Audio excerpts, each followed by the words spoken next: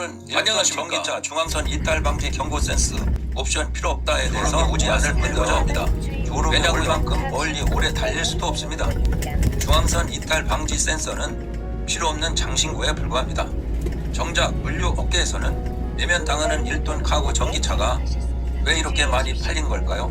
정작 사고 보니 후회하는 사람이 너무나 많습니다. 정부 지원금 사슬에 묶여 팔 수도 없습니다. 코로나가 1년 반이 되도록 장기화되면서 영세 소상공인들의 파산이 날로 늘어나는 가운데 인생에 살면서 마지막에 선택하는 직업이라는 용달차에도 관심이 높아졌습니다.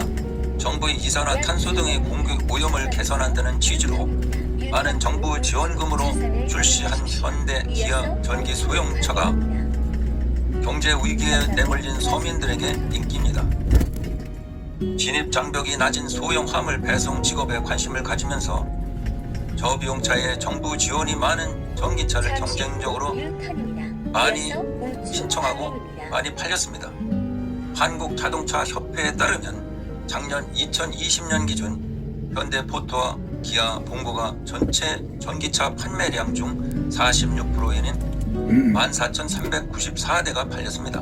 차량 가격이 4,060만원 내지 4,270만원인데 정부 지원이 지방 지원 포함해서 2,300만원을 빼면 2,000 내지 1,800만원 정도인데 경유 신차가 1,650만원이니 솔직히 4천만원이라는 차량 가격이 너무 뻥튀기한 게 아닌가 싶습니다.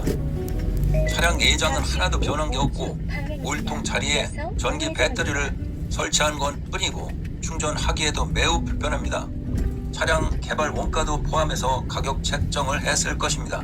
생산 초기에 성능도 좋지 못한 차를 그렇게 많이 팔릴 것으로 예상도 못했고 크게 기대를 안 했는데 생산 판매를 했는데 대박이 난 것입니다.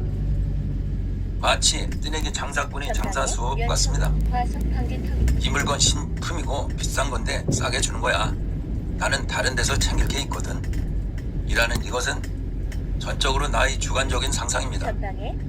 전기차는 배터리가 생산 비용이 대부분을 차지하는데 덩치만 큰 배터리 성능은 최악이고 구매자가 실질적으로 부담하는 비용이 1,800 내지 2천만 원이라는 건 이해하기 힘듭니다. 차량 기능에 비해 소비자 입장에서는 차량이 가격이 4천만 원이 넘는다는 것도 감이 오지 않고 정부 지원금을 뺀 구매자의 지불 금액 1,800만 원 내지 2천만 원이 그렇게 싸다고 볼 수 없습니다. 차량 구매 시 정부 지원금이 차량 구매자가 받는 것도 아니고 고스란히 현대 기아 차량 생산자에게 돌아가는 것입니다. 내용은 달라진 것도 하나도 없습니다. 충전구도 심지어 타 승용차의 충전구가 앞뒤라면 기아 봉고나 현대 포터의 경우 기존 경유차 연료통 위치에 충전구가 있어 충전하는데 매우 불편합니다. 실내 인테리어가 조금 바뀌었을 뿐입니다. 전기차로 변신한 포터 그렇게 졸릴 만큼 고속도로를 장시간 달릴 수가 없습니다. 충전을 가득하고 180 내지 200km 그것도 충전할 것도 마땅치 않습니다. 차의 생명은 동력 아닙니까? 차가 달리다 멈출까봐 걱정과 스트레스를 받아서야 차라고 볼 수 없습니다. 충전 게이지를 보느라 불안해서 차가 기존의 1톤 카고 경유 차량으로 상업에 종사하는 화물 종사자나 물류 업계에서는 내면 당하는 차가 되었습니다. 정부의 원래의 취지대로 대기 오염 저감 효과를 위한 것이라면 우선 그와 같은 차량을 제일 많이 사용하고 주행량이 가장 많은 운수업계 종사자들에게 경유 연료의 차에 대한 대체 효과가 있어야 하는데 기존 유류차를 대체할 수가 없습니다. 급속 충전이라는 고속 시내에서는 아예 급속 충전이 되는 것도 없고 완속 충전은 지상에는 아예 찾아보기 힘들고 충전 시간이 7 내지 8시간이 넘고 그것도 어디에 있는지 충전할 수 있는지 일일이 스마트폰으로 검색해야 되고 불편이 너무 많고 아파트 주차장 내에서는 27시간이다. 이게 말이 됩니까? 순번을 고대하고 구매한 차가 정상 발생을 하려니이다. 물론 개인적으로 조건이 맞아 충분히 만족하시는 분도 많을 것입니다. 그러나 영업용 용도로서는 사용하기가 힘든 차입니다.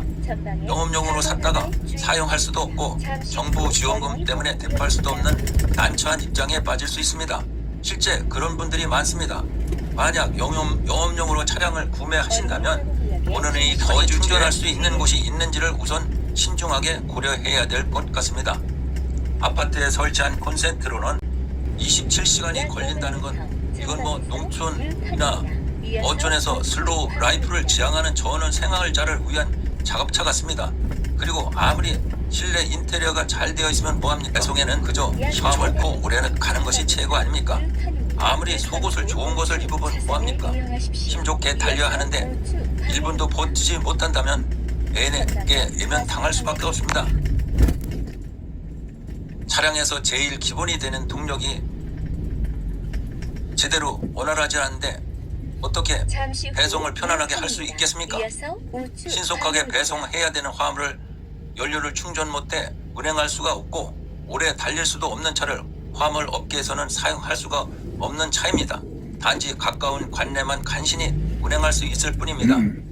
고속도로에서나 있고 정작 충전하려면 스마트폰으로 충전할 수 있는지 검색해 보아야 하고 그것마저 오류투성이고 업계의 생태를 잘 아시겠지만 1톤 트럭의 주된 배송은 주로 기업 간의 생산품이나 부품 일부를 배송하는 빠른 배송을 해야 하는 것이 원칙인데 그러한데 고속도로에서 화물을 배송 중에 1시간을 소비한다는 것은 배송 기사의 입장에서나 하주 입장에서는 있을 수 없는 일입니다.